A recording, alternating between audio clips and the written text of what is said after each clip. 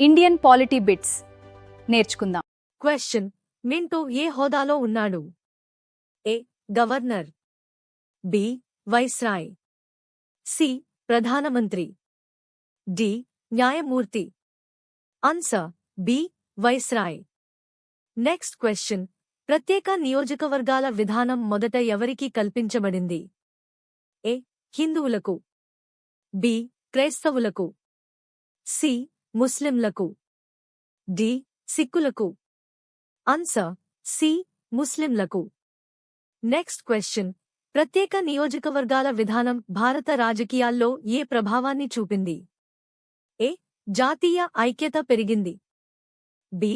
మత రాజకీయాలకు ప్రోత్సాహం లభించింది, సి. బ్రిటిష్ పాలన ముగిసింది, డి. స్వాతంత్ర్యం వచ్చింది.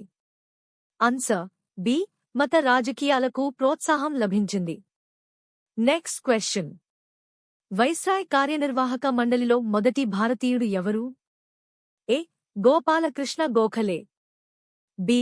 సత్యేంద్ర ప్రసన్న సిన్హా, సి.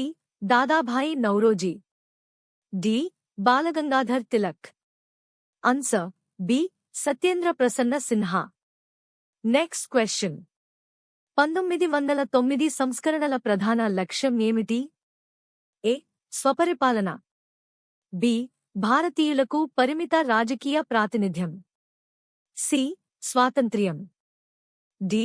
సమాఖ్య వ్యవస్థ. Answer B. భారతీయులకు పరిమిత రాజకీయ ప్రాతినిధ్యం. నెక్స్ట్ క్వశ్చన్: 1919 చట్టం ఏ ప్రకటన ఆధారంగా రూపొందించబడింది? ఏ. ఆగస్టు ప్రకటన 1917, బి. లాహోర్ తీర్మానం, C. Cabinet mission, D. Simon commission. Answer A. August ప్రకటన 1917. నెక్స్ట్ క్వశ్చన్: 1919 చట్టం ద్వారా రాష్ట్ర విషయాలు ఎన్ని భాగాలుగా విభజించబడ్డాయి? A. 2, B. 3, C. 4, D. 5. Answer A. 2. Next question: ద్వంద్వ పాలనలో రిజర్వ్డ్ అంశాలకు బాధ్యత ఎవరిది? ఏ. మంత్రులు, బి. Governor, C. శాసనసభ, డి. ప్రజలు. Answer B. గవర్నర్.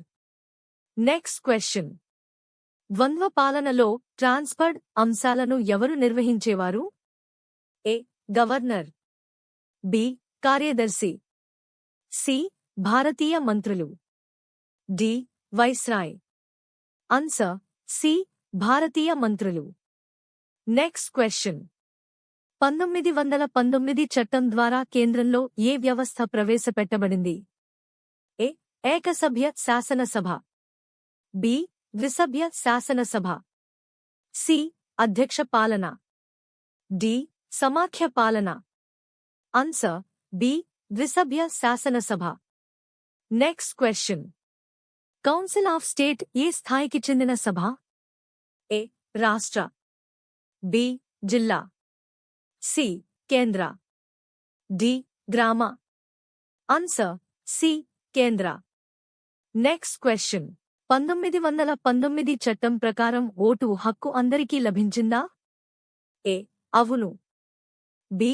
కాదు, సి. మహిళలకు మాత్రమే, డి. పురుషులకు మాత్రమే. Answer B. కాదు. నెక్స్ట్ క్వశ్చన్: 1919 చట్టం ద్వారా పబ్లిక్ సర్వీస్ కమిషన్ ఏర్పాటు చేయడానికి మార్గం సుగమమైంది. అది ఎప్పుడు ఏర్పడింది? A. 1926, B. 1935, C. 1947, D. 1950. Answer A. 1926. Next question: 1919 చట్టం భారతదేశంలో ఏ భావనకు పునాది వేసింది? ఏ. స్వపరిపాలన, బి. గణతంత్రం, సి.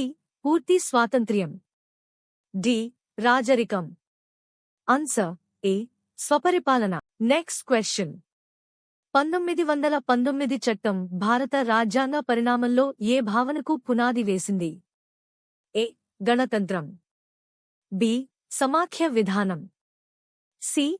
బాధ్యతాయుత ప్రభుత్వం. డి. రాజరికం. Answer C. బాధ్యతాయుత ప్రభుత్వం. Next question. ద్వంద్వ పాలన డయార్కీ అనే పదాన్ని ఎవరు ప్రతిపాదించారు? ఏ. Morley. B. Minto. C. Lionel Curtis. D. Montagu. Answer C. Lionel Curtis.